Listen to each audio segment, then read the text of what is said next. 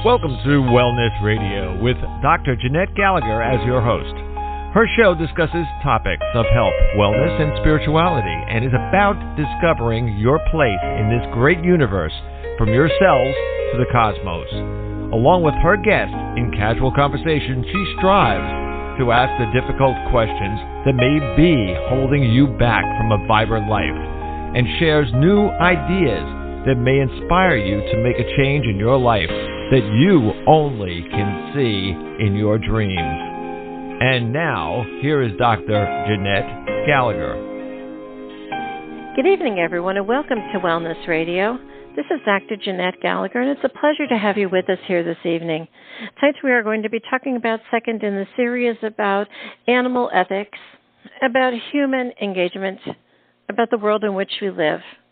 This time of material density, human consciousness, spiritual awakening, and expanding evolution. Truly, that is where we are in the year 2025. Are we ready? Are we on the precipice point? Are we hiding? Perhaps still stuck in our old comedies on our TV. Maybe we're reading old books that are in the library, or maybe we're still stuck in saying, I don't want to know it, let it over there, I have nothing to do with that. But there are many forethinkers. There are many forerunners, so to speak. There are those who are out there asking the questions. We're not necessarily looking for answers, but what we are doing is prompting the conversation. How can we prompt a conversation, have an engaging kind of talk, so to speak? And when we do that, what it does is it triggers imagination. It triggers awareness. It opens us up to possibilities.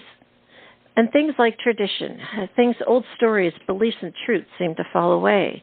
We can look at things in a different way. We become expanded people, and isn't that the honest that we're looking forward to going into the next 20, 25 years, perhaps, and maybe say, what is this world all about? What are humans about? Can we be better people? Can we engage in the world in a different way? Can we treat others with compassion? Can we understand that everything is connected and we all are one of the same source energy? My guest today is Simone Ghelli. The book is The Suffering Animal, Life Between Weakness and Power. Simone, thank you so much for joining us today. It's such a pleasure to have you with us here. Thanks to you, Dr. Janet. It's a pleasure for me to be here, and I'm very happy to have this conversation with you. You know, Simone, I look at the book, and immediately being as I'm a medium, and I put my hand on the book, and I said, I'm feeling no difference.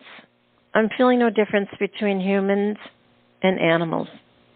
I'm feeling no difference between human as an animal. I'm feeling no difference between that end of the species in which we are supposed to be having consciousness and awareness. How do you think that your book, The Suffering Animal, it starts right out, I think, having all of these conversations, and it broaches so many questions on every single page. Was that your goal? Yes, exactly. And my book, first of all, it comes from my PhD dissertation. So it is a very philosophical book which engages one of the main topics of contemporary philosophy, which is the human-animal divide, or the relationship between the human animal and the non-human animals. My intention was, first of all, to dwell upon the deconstruction, let's say. I don't want to use very complicated words about the deconstruction of our anthropocentric understanding of our existence, and especially of all the rest of the living world. But at the same time, I also really wanted to engage the idea of the lacking of differences between human animals and animals. Let me explain. Of course, the deconstruction of our anthropocentric worldview means that we need to acknowledge our being animals, our being living forms, I would say, because I don't really like the name animal, because it's a philosophical term invented right to describe something opposite than us, something that stays beyond us. So there are many philosophers. Darwin itself claimed that the name animal is useless. So it's a very metaphysical metaphysical name. But at the same time, when we say that we are the same as the other animals, in my opinion, there is, let me say, a sort of strategy for us to give animals what we believe make us special. And the challenge of my book is to tackle down the opposite view. If there's nothing special in our existence, if there's nothing special in the other animals' existence, as an anthropocentric worldview would claim, and we want to be equal as animals, so I think that the animal becomes a spectrum of the meaninglessness of our existence. And in my book, I wanted to face this question. I'm not saying that this is my answer, but this is the adventure, the conceptual adventure I wanted to go through with my book. I don't know if I answer your question. Sure. And pretty much how I see it, I don't see, when I see a pet, I see a dog, I see a lion, I don't see that differentiation between either. Do you know what I'm saying? And I almost liken it to the fact of maybe those four-legged animals, maybe an AM radio. We as humans now on two legs are the FM radio, because FM radio always had the symphonies and the orchestra and the better music when I grew up. AM had the bebop and the old-fashioned kind of music. And what I liken it to, as I really call it, I say with the AM and the FM radio, but they still do exist. It's almost as if you could take anyone with legs or wings or whatever, all the way up through humans, and I say there's two paradigms. They are existing within one dimension, and I think that's the exact concept of your book. Two paradigms, one existence. And what your book did is it took us all the way up through I'm knowing I'm this elite, I'm up here, all the way down to the possibility of all the way down there. However, what I think is so vitally important, and it was so striking to me, I kept my consciousness kept asking me this question in the book. It kept saying, well, how do you know? Well, how do you know? And the answer was, I don't know. So the concept is, in the animal kingdom, when you go from a bird to a lion, how do you know that one is suffering, one is smarter, one is the elite, one is more powerful? How do you know that? Just because we believe in the human kingdom that we have our own similar things where we know because we are the elite humans. But then if you even look at the human paradigm, people who are illiterate, people who are sick, people who are in poverty or whatever, there's always that dichotomy there also, too, that we exist. So we keep, in other words, does the mind or that consciousness or whatever it is, that stuff that has a rationalization and says this is the truth and belief, how do we know that it doesn't exist in the four-legged or the winged? And can we say in ours, how are we doing it even better? We're not, right? Yeah, absolutely. We cannot. Correct. Yeah, we cannot.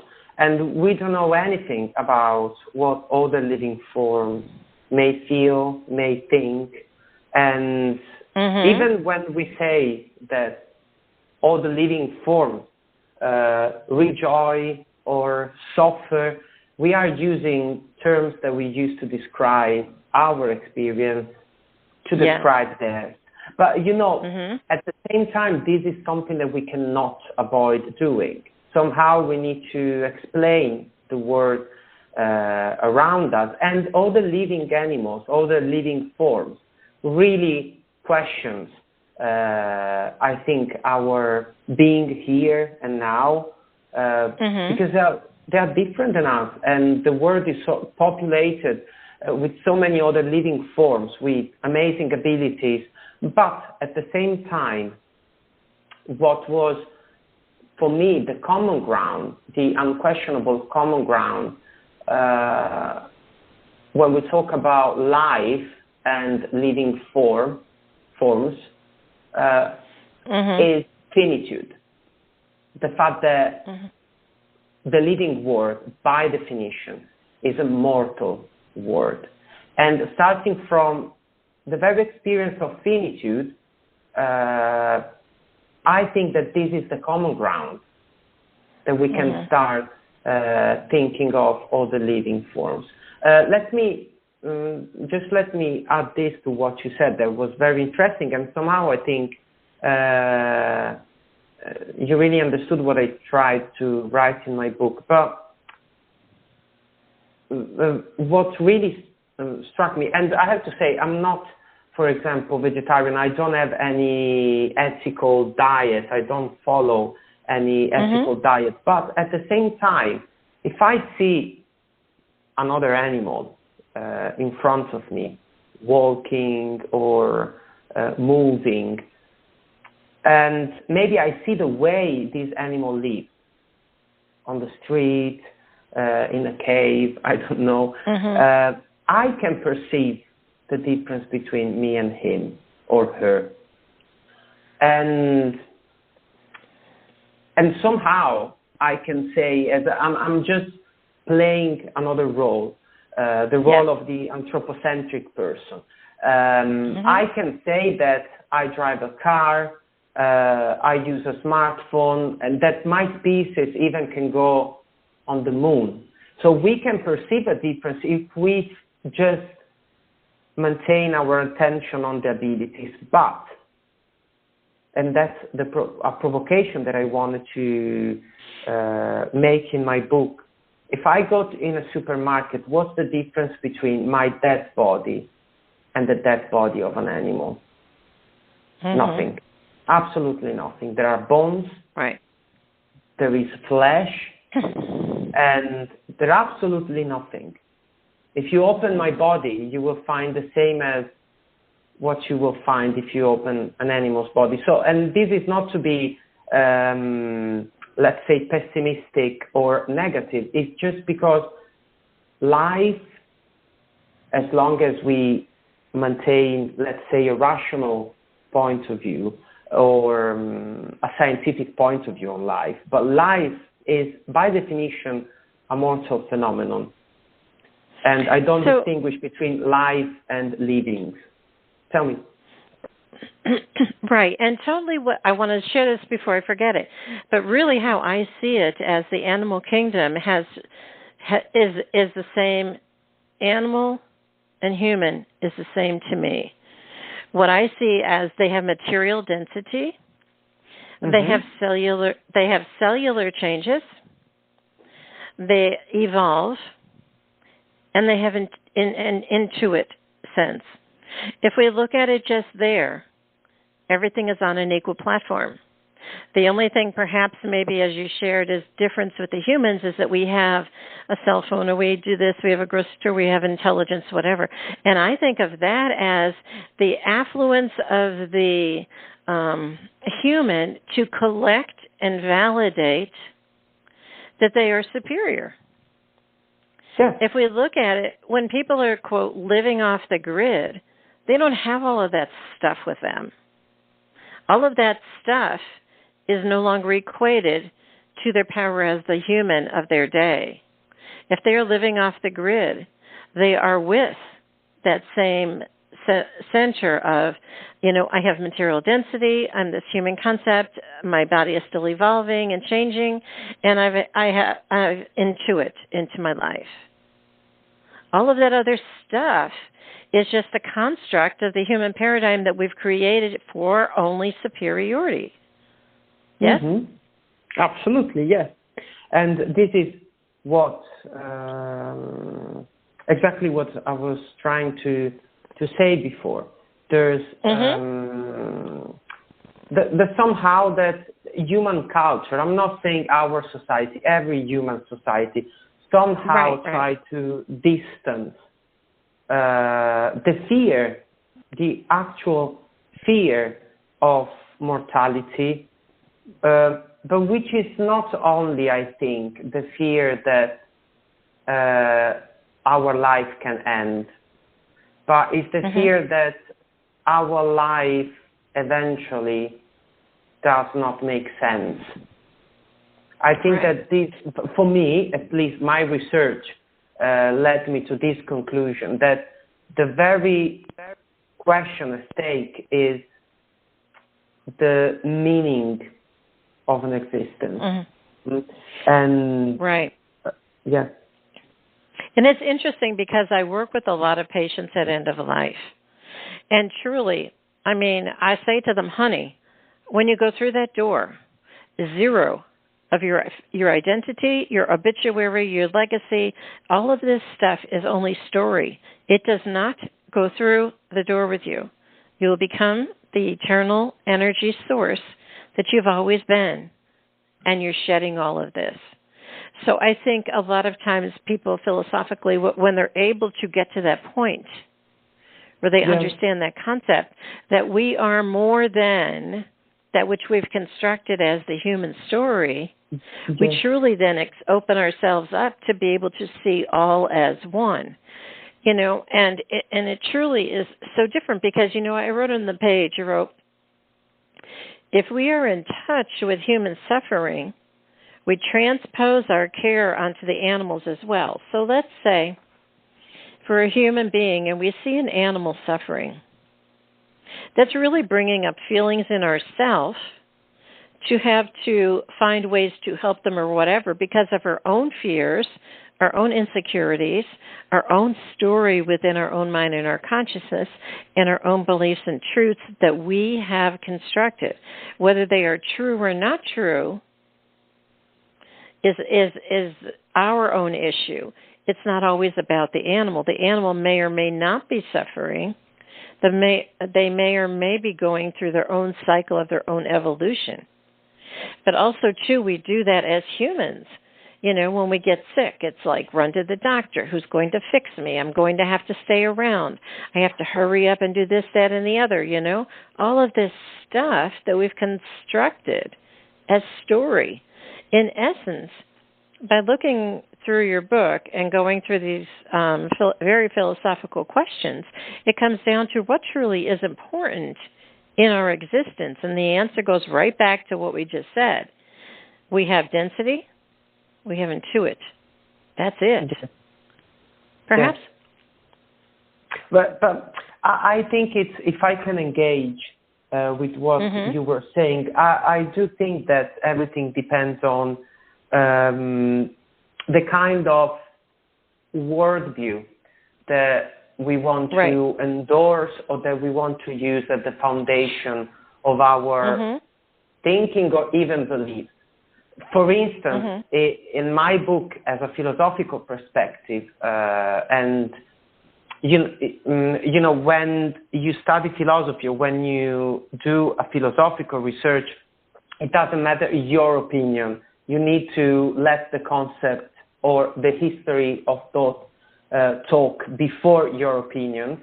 And in my book, I was endorsing a materialistic viewpoint. So, for example, I was trying to challenge the idea that there's nothing beyond our material existence, that there's nothing beyond that. I'm not saying that this is what I may believe or not. It's not important what I believe or what I think. When I do philosophy, I need to compel with the argument. And the point is, what if our existence is exclusively material? What if our existence is nothing but the outcome of the laws of matter and of evolution by natural selection. What if it's only this? Well, in my philosophical interest is, why not? Why not? Why should we be afraid of this? Why do we need to think or even believe? But the belief is not philosophy. So I had clear in my mind this distinction between philosophy as the practical of reason and belief as the practical of faith. And, you know, I talked a lot about atheism in my book, right because of this, because I wanted to distinguish these two fields and try to inspect the meaning of life only from a rational or materialistic point of view. But I don't know what you think about it. So the question is, too, do we believe that the meaning to life is the human story, or is it the soul existence? If we believe it's the human story, then there is a difference between animals and humans. If we believe that it is a soul existence, then you say, does an animal have a soul? Then the answer is, what is a soul? What if a soul, I've been sharing this probably over 20 years now on this radio show, I say, your soul is like a ball of glitter. It is the essence inside of you, and you're out in the cosmos, and one day you just intersect with this other lineage that is ancestor story. And when you intersect, you drop into a human wetsuit, and that becomes your life. All of a sudden, you're downloading in your consciousness the story of all the ancestors and the story of all of your soul fragments, where it's been, the eternalness. And then you evolve, and you collect badges on this wetsuit, and those are your experiences, your stories, your identity, whatever you stick into. In other words, sort of like as you go through life, you get all these things. And then all of a sudden you decide, you know what, I'm more than this. And all of a sudden the wetsuit starts to crack and the labels fall off as you get to end of life. And you say, it's just my soul essence. All it is this ball of glitter, and that is my story. I think sometimes when we look at that and we say, that is a valid life, can we say all of anything that breathes on this earth may also have that experience? Or are we saying that our mind, because it conceive and perceive differently, makes us better or superior or more powerful? Yeah.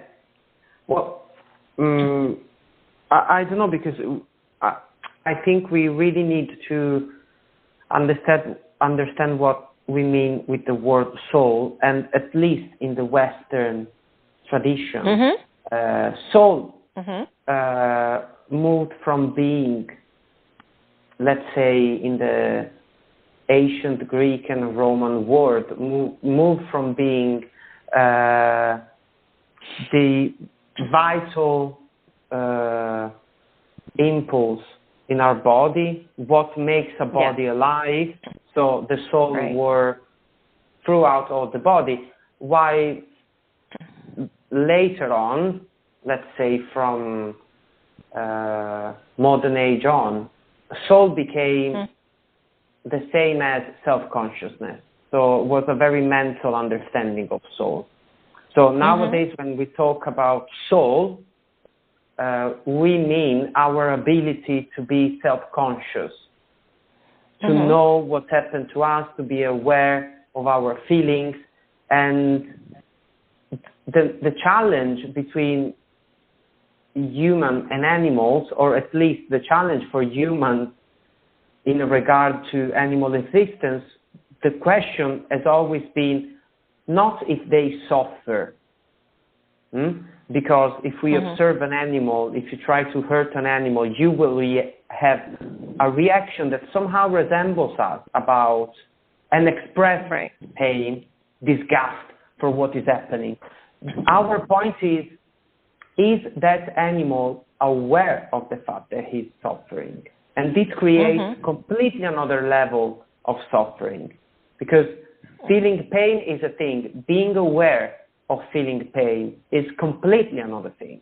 And that's the challenge in, let's say, our historical philosophical tradition. That's the challenge. The challenge is to give animals self-consciousness, and that's where all the problems begin. Right. But are they beginning only because we believe it's so? You know, for myself, I can distinctly remember there was a period, I think it was maybe 20 years ago. I mean, I had a 10-year, 20 years, people, all they kept saying was, oh, I'm so sorry for your suffering. And I'm going, what the heck are you talking about? I mean, literally, I picked up my cell phone and I Googled the word suffering. I says, what does that mean? Because, and I turned around and I said, I'm not suffering. I'm experiencing. I am not carrying the load for a negative whatever outcome so that others can perceive it as such. I'm sharing the story and my experience, but I'm not projecting it so that it can deposit upon you to have that energy response. Do you see? So in essence, I see the same within the animals. I feel their pain. I understand their experience, but I don't carry it as a suffering. But I mean, that's a very advanced conceptual way of looking at things. And I could tell you, like I said, I'm almost 70. There's not one person that's ever believed it as such because they couldn't wrap their head around it. But for me, it has been that way my entire existence. Things were always hard. I've had near-death experiences, hundreds of them. I've had all kinds of stuff go on and everything, but I never suffered. But I experienced the pain and the destruction and all that other stuff. That is hugely different. Yes?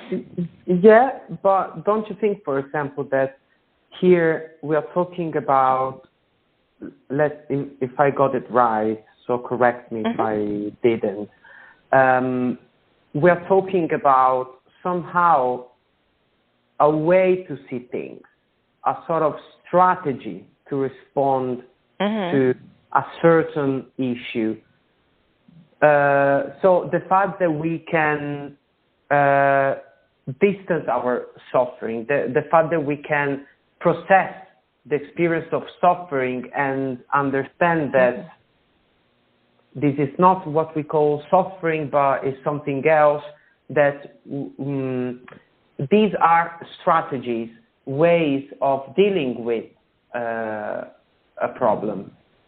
But the problem for me is a bit deeper than this, if I may, which is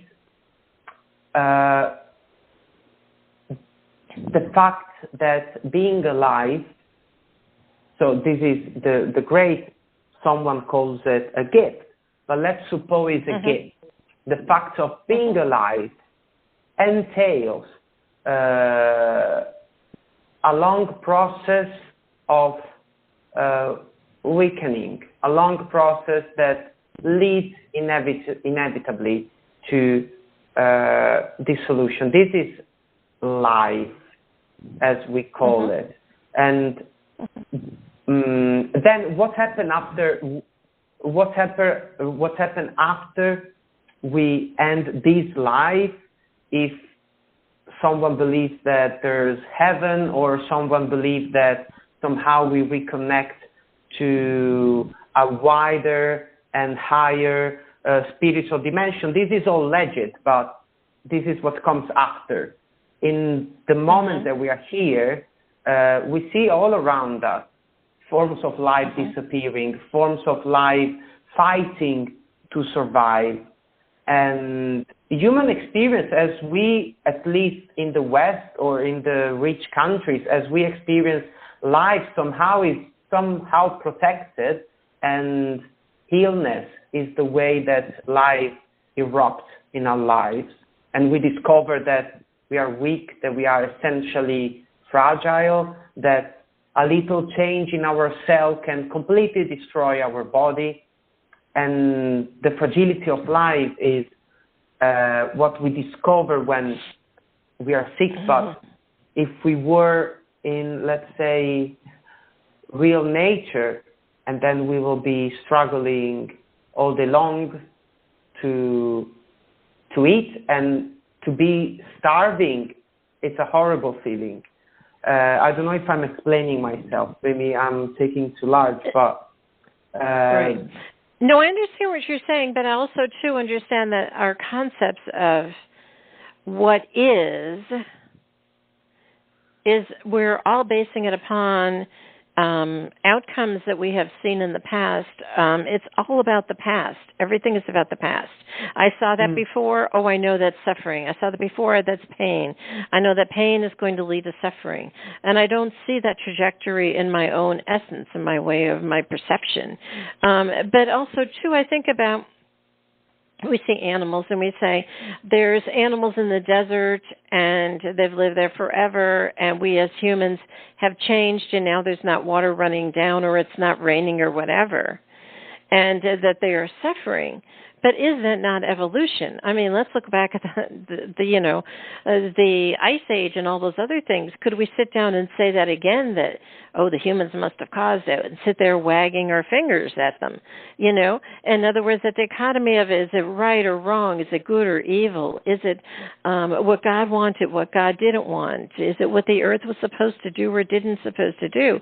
I think the idea is that we could step back out of the judgment and outcomes and out of the old beliefs and truth, and just go back to the basics of, we are here to evolve each day. So I have this saying that I've been using, and I've always thought of it, is life is breath. That's it. One breath. Everything else is lagniappe. I live in New Orleans. Lagniappe is a gift.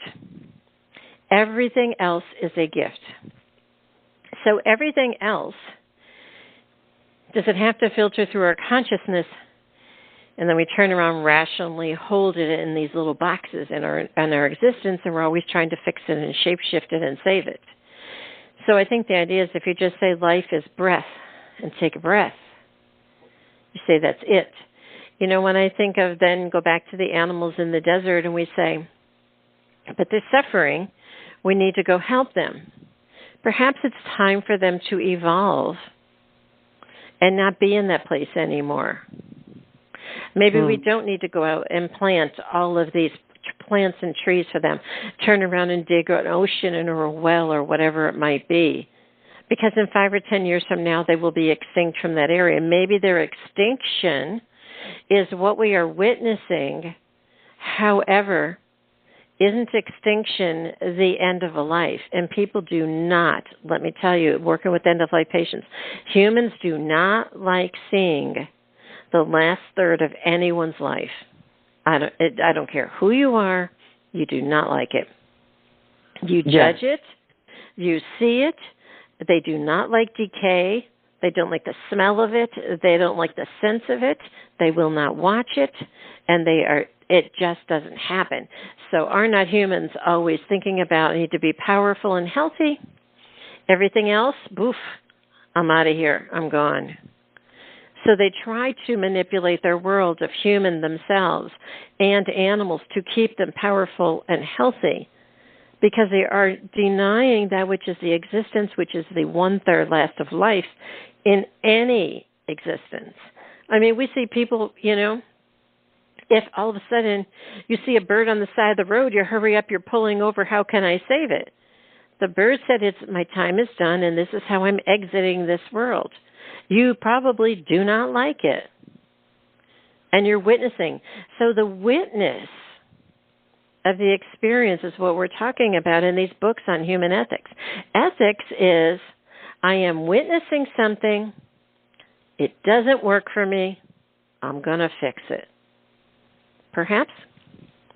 Yeah, and I think that this is one possible understanding of ethics. So the idea of... Yes.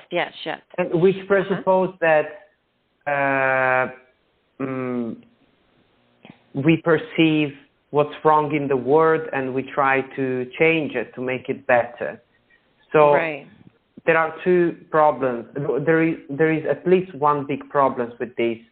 Are we really sure that the way that we want to change things is the good way? And but there is a more, let's say, elemental way of understanding ethics, which is, I think, the mutual recognition of others' vulnerability. And this is one of the possible triggers of ethics, and probably one of the most natural ones. And when I say natural, I mean that probably is one of the most common ethical answer in the living world. There are many, many other living forms that act exactly in this way, especially the social animals, mammals in particular, and the vulnerability of my fellows, or even of another living being who, as a living, I know for sure they experience the same good and bad things of having a material body.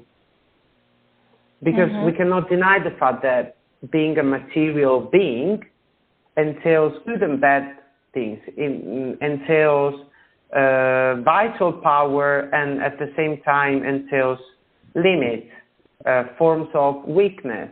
And above all, nobody of us choose our body. Nobody of us choose how to come into the world. If we have a strong body, if we have a good body, if we are lucky. And I think that luck and misfortune are two very ethical categories that we forget. Because the bird at the side of the road that maybe is dying, maybe is just unfortunate. I think rather than unfortunate, I would think of the word as it is. Because that doesn't have judgment, Unfortunate would be a judgment call. And I think if we put less conditions perhaps upon our existence, maybe that which we could just experience in awareness instead of like this constant Rolodex in our head, what's right or wrong or what should or shouldn't be, perhaps? Yeah, but what I do not agree, if I can challenge a bit what you're saying, is that we are not sure that let the world go, let the things happening in the world go, because as you said before, this is it. Or this is the way this bird was going out of the window, let's say the window of existence. Right. But it doesn't mean that the way that things go in the world are fair. Because, for example, why can I apply this judgment to a bird at the side of the road risking to die? And why should I not apply the same judgment to a human, to one of my human fellows? Yes. And maybe it's unfair. Maybe it's unfair that the way things went for me were better and not in my control most of the time than some of my fellows, human fellows. And I think that this imbalance in existence is exactly the main problem of ethics, the reason why we need ethics. Otherwise, I feel like it's a very privileged standpoint saying the world should go as it should go. Because for someone may be good, but for others will not. I don't know what you think about it.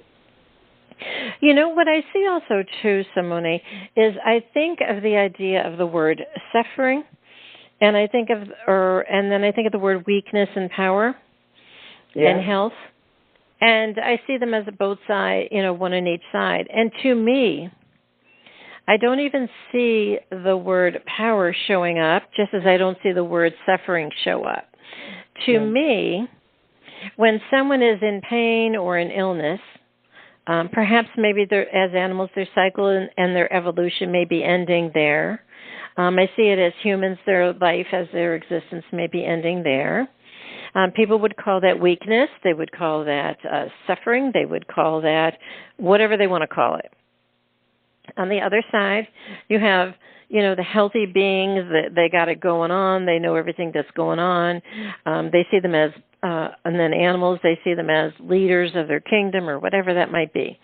To me, I don't see those upper aspects. What I see as those that are in the evolution part, or they are weak, or an illness in both the animal and the human, they have just as much power as a powerful animal does standing on the top of the mountain with full health. Their power is giving, producing, sharing energy. They're still radiating out that energy. They are still interacting and engaging. And the reason that they're powerful is that they are showing those others within whatever realm what it looks like to change their cycle, to move on, to be able to pass on, to be sick, to be ill, whatever. They are showing them something. So they are the most important thing in the human evolution cycle, just as well as the other healthy person. See, so I don't see that dichotomy between the two. I see both are so very powerful, and they both have their positions. Like when a patient comes in to me and they say they have cancer and, oh my gosh, the doctor hasn't been able to save me. I need you. This is my last hope or whatever. I'll say, oh, that's absolutely awesome. They get very offended. And I'll say, it's awesome because something brought you here today to be able to know about yourself. And I say, what would you like to know? And the last patient, she says to me, I need a new heart. And I said, why is your heart broken? You see, she taught something someone else. She taught it to everybody. So we went down to the heart transplant doctor, and he said, enjoy your day. So in other words, she was showing someone that even in what everybody thought was, oh, boo-hoo kind of idea, she was showing my heart was done. I'm full. I'm ready to go. And she went out with a party. Do you see? So it's all about our perspective and our conceptual ideas of what we are portraying on our human story and upon the animal kingdom, yes? Yes. And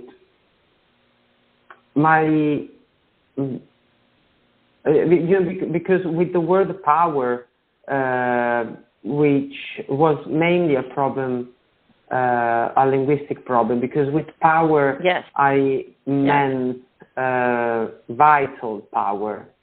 Correct. Is the puissance in French. They have this distinction between power as force and power as vitality. And I think that life, as I said in the subtitle, life stays between these two potentiality, the fact of being powerful and healthy, and the possibility of being, as your patient, fragile and weak and lost at the same time, because luckily we must stay in the powerful side, otherwise we wouldn't be alive. But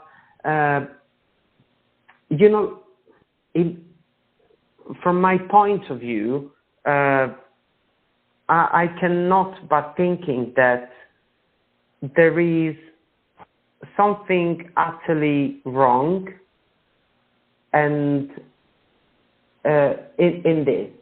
I think that there is something utterly wrong, and this is, let's call it an atheist viewpoint of life. I think that there is something utterly wrong in being alive, something that none of us has chosen, and then go through certain kind of pains and fears.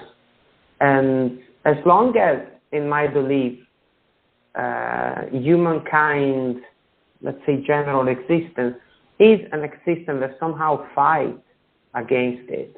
And it's undeniable that today we can face some of these problems. Because what's the reward?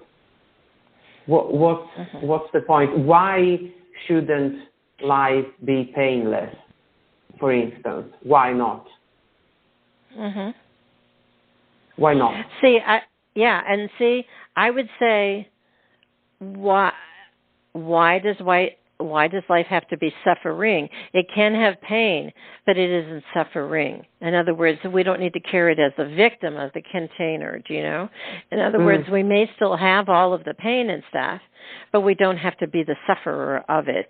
And the suffering is the outcome, and isn't an outcome always what others perceive it as? Yeah. Maybe not what we are carrying inside. So in actuality, the suffering, the outcome, the sympathy, all of those other words are over there, but we're using them to quantify and qualify our own validation of our life. And in essence, that's not true. So truly, in closing, I think what we're saying is, can you see what you're saying, feeling, and superimposing on others may be your own essence that you are being visualized to work within for yourself, to ask yourself those questions. So if I come across an animal and I say, oh my gosh, why are the foxes in the neighborhood? They don't belong here. They're not going to be able to eat here. They're going to kill us as humans. They have to be bad people. We have to extricate them, blah, blah, blah, blah, blah. They need to go back to their human terrain. All of this chatter. We turn around and it's like, stop. If you're a human and you're in a different neighborhood and you don't know where you're supposed to be and you don't speak the language and you can't get help and you're sick, same thing, chatter. If we can turn down the volume of our chatter, can we become and say, this is my human existence. I have pain. I have concerns. I have challenges. I have joys. I have life. I have expansion, I have evolution. Okay. It turns down the noise. It turns down all of the outcomes and the finger wagging and all of the judgments. And when you turn down that noise, life becomes more harmonic in the end. And people start to evolve all across the paradigm of animals and people. And they find a more loving and compassionate way to exist. And I think that is probably the best thing to end on, perhaps. Yeah. But as I said before, I think that what you were saying, for me, as I see it, is already a strategy. It's already not. I don't mean strategy in a bad way. I'm just saying it's a way of seeing things.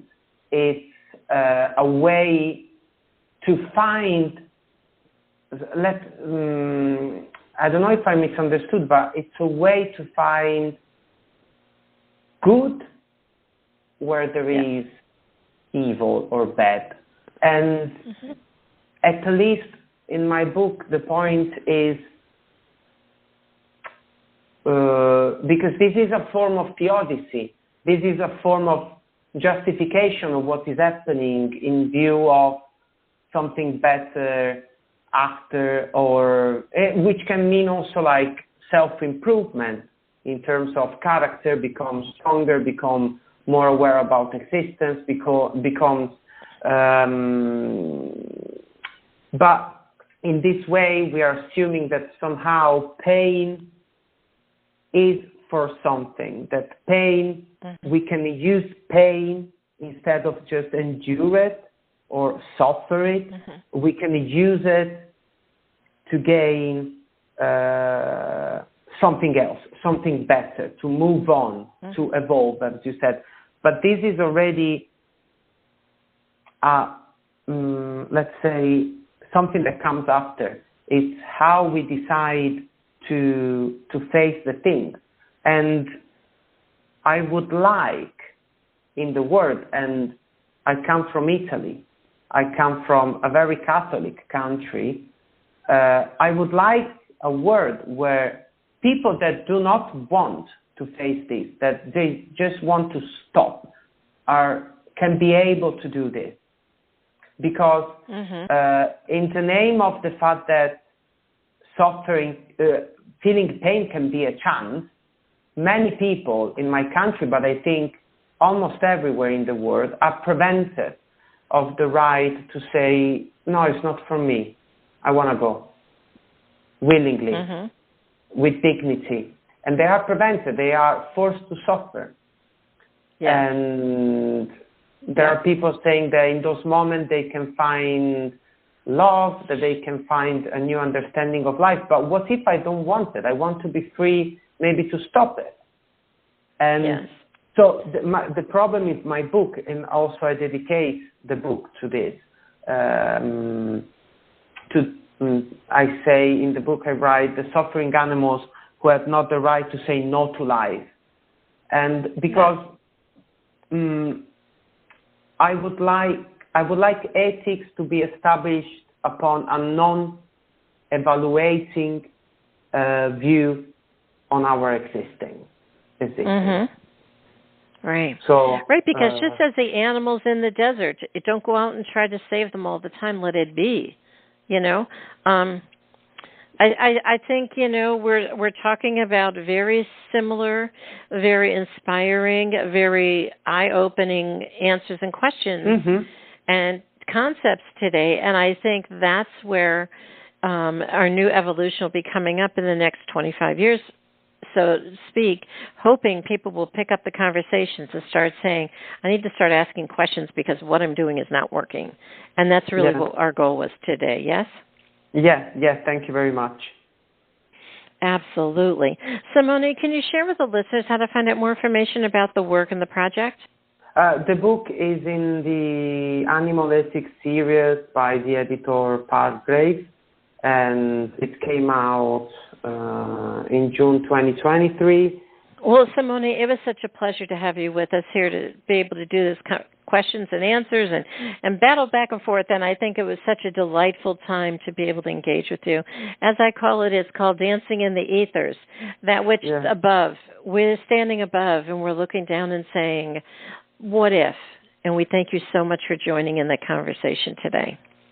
Thank you, Dr. Jeanette, and I really had a great time in having this conversation with you and reflecting upon such a wide topic. Yes.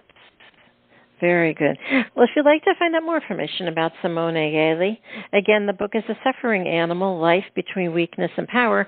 Please do click on the link on the bottom of today's show page to go directly to the website for more information about the work.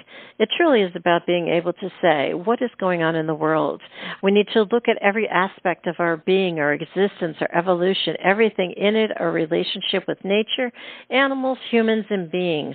What is going on? Things are shaking and shimmying, and it's time to be aware and open. A lot of the old beliefs and truths are going to fall away. We're going to snag onto some of the old concepts and philosophical teachings and theories that have been maybe from many ancient times. When we start to bring those forward, it opens up a new awareness. That's all we're asking today, is to have a new awareness and ask questions. There's not always an answer, but there is an exploration. Thank you so much for joining us today. This is Dr. Jeanette Gallagher, and until tomorrow, have a great day. Today we discussed many life-changing concepts. Who do you turn to, and how do you know what is best when faced with a health crisis? Dr. Jeanette is a patient advocate. She listens to the patient, the doctors, and the family, clarifies the health issues and concerns, then helps the patient make the best choices going forward. If you would like help implementing change into your life and health, we can talk and see where you are stuck and how to improve the quality of your life. Check the link on the bottom of today's show page or visit drjeanettegallagher.com to schedule a phone appointment today.